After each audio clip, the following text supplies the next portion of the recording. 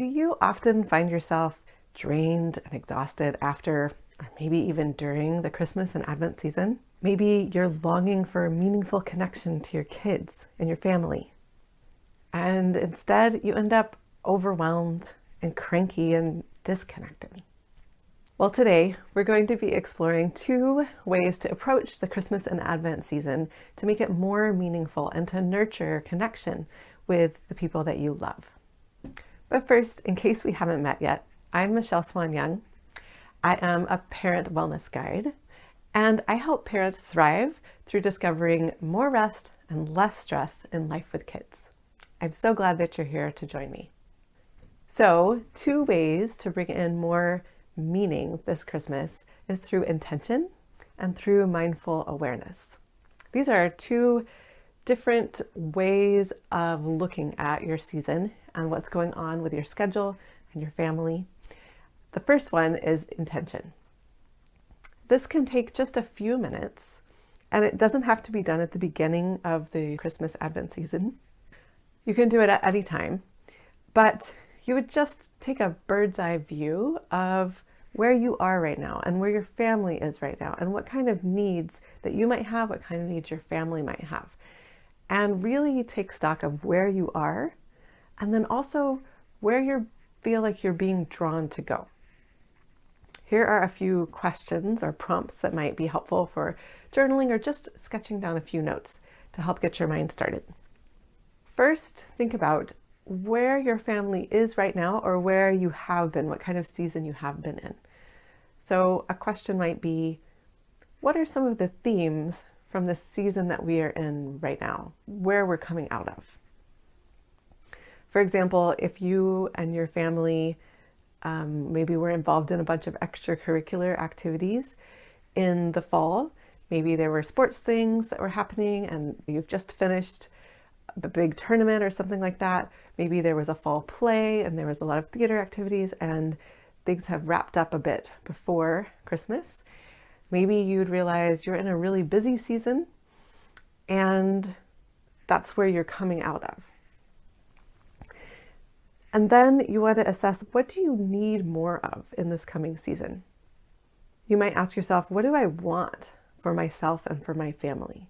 What am I being drawn toward? So we want to make sure that we're bringing in both cognitive things, like thinking about it, but also that intuition, that sense of trusting your gut instinct, and these broader ideas of where is your family going? What is your trajectory? What do you need to bring in for a little more balance?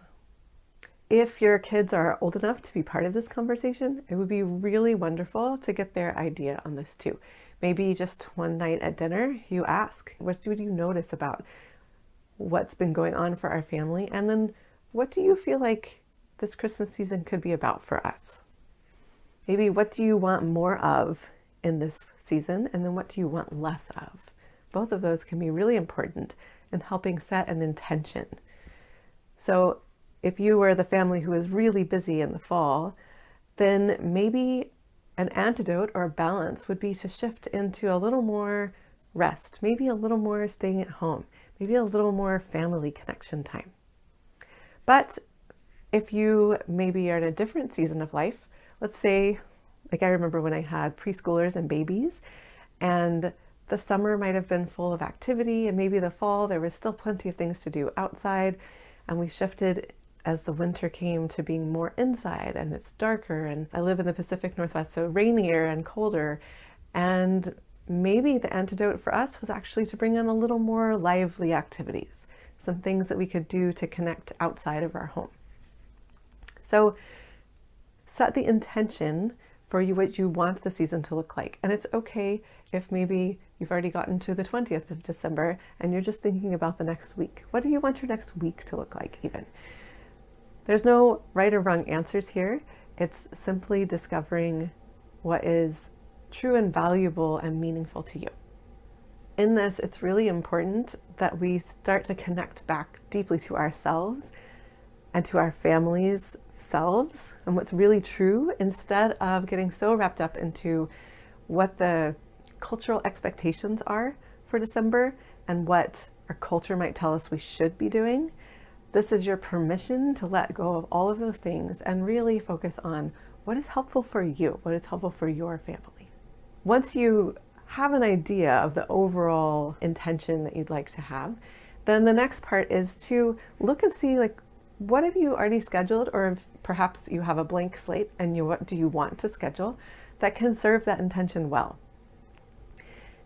And if you already have a very full schedule for December, you can look and say, if they are true obligations, how can I adjust these things to better meet our needs?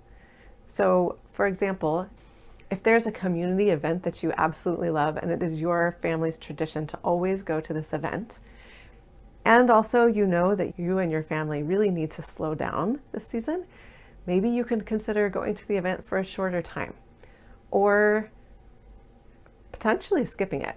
But you can also just adjust it to meet your needs better. Maybe not everybody in your family would want to go. Maybe you could go to something similar, but that might not be quite as loud or quite as overwhelming, or something else that might suit your needs better. You can also look at the reasons why you've chosen to do the things that you have planned. Sometimes we actually just kind of get stuck in a rut and we don't even like the things that we have planned to do. I know this has happened to me where maybe I planned something for our family to do when my kids were toddlers, and it's just not something that resonates with us anymore. And it was something that we did for a while, and it was really wonderful. It's okay to also just go ahead and let that go. So as you're looking at those scheduled activities, ask yourself, why are we doing it? Does it serve this intention that I feel in my deepest parts that is our family theme for this season? And if it doesn't, is there some way that I could adjust it so that it would better serve that intention? The last part of this is actually to think about what you might add in that would also help to nurture this intention for the season. So maybe you've been in a season of boredom in your family and you actually want to add in more excitement.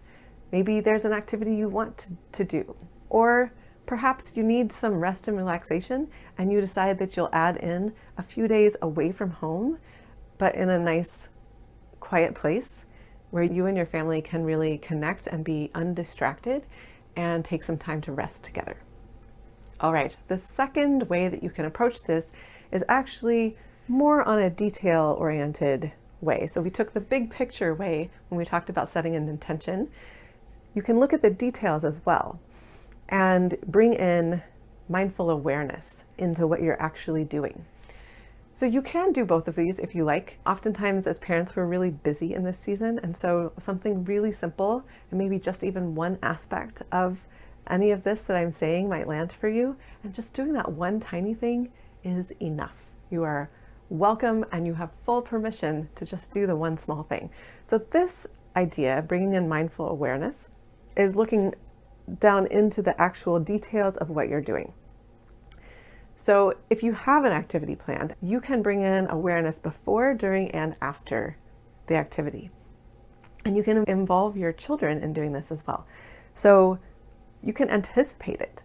You could talk with your kids about what they're looking forward to.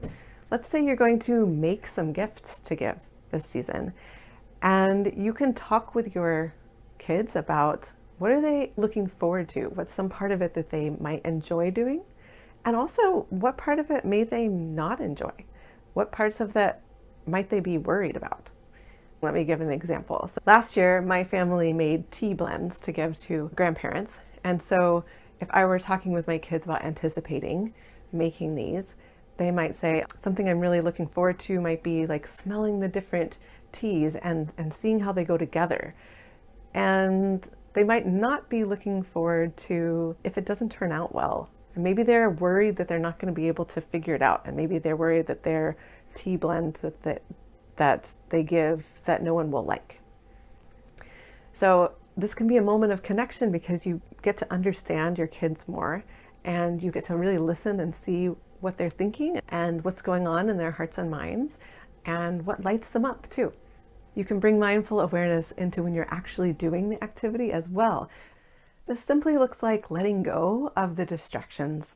ignoring your phone for a little bit, purposefully focusing in your thoughts on what you're doing and your attention on your kids and your relationships with them, taking a moment to breathe and really connect with the sensation of that moment, doing a grounding practice. It can be just 5 seconds. It doesn't have to be anything big or major, but just to be in the moment with our kids. Oftentimes our kids are much better at being in the moment than we are, and so we can take their lead and really practice being present.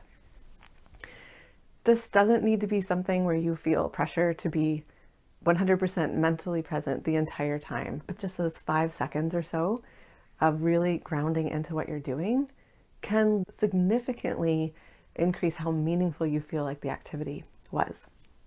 And then finally, when you're done, you can reflect. You can reflect yourself, and you can also reflect with your kids. You can ask questions like, what was something that you really enjoyed? What was something that wasn't quite as fun for you? What was something you just noticed? What was something that was a highlight? As an aside, I really dislike asking the question, what was your favorite? Because I feel like it starts asking us to make a judgment call about an experience and elevate one thing over everything else. So I really like to ask, what was one thing that you liked? Or what was a highlight of this experience for you instead? So that's mindful awareness. We can anticipate, we can practice being present, and then we can reflect. And that's focusing in on those details. So we've covered 2 different approaches to bringing in more meaning to your Christmas and Advent season. The first was to set the intention and then to adjust the specifics to meet the needs of your family and that intention that you identified. And the second was to really dial into the specific experiences and use mindful awareness to enjoy and to delight and to connect with your kids. I would love to know which of these approaches you might want to use this Christmas season in the comments below. If you liked this video, I would love it if you'd hit the like button. If you want notifications every time that I have a new video, hit subscribe.